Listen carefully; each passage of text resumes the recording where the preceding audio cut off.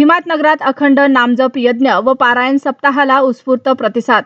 स्वामी समर्थ केंद्रात धार्मिक वातावरण। 15 एप्रिल रोजी महाआरतीने होणार समारोप। हिमायतनगर शहरातील श्री स्वामी समर्थ केंद्रात सुरू असलेल्या अखंड नामजप यज्ञ व पारायण सप्ताहाला भाविकांचा उत्स्फूर्त प्रतिसाद मिळत आहे।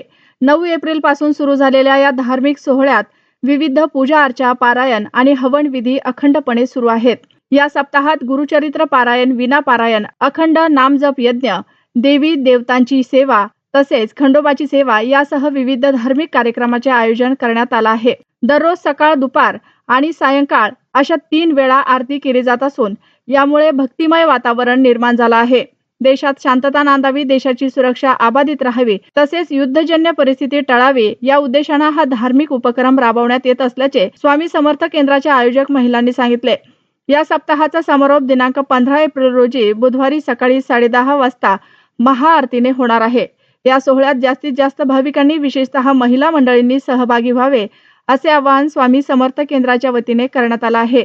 एकूणच या उपक्रमामुळे परिसरात धार्मिक व सकारात्मक वातावरण निर्माण झालं असून भाविकांमध्ये उत्साहाचे वातावरण पाहायला मिळत आहे। श्री स्वामी समर्थ, श्री स्वामी समर्थ, श्री स्वामी समर्थ, श्री स्वामी समर्थ।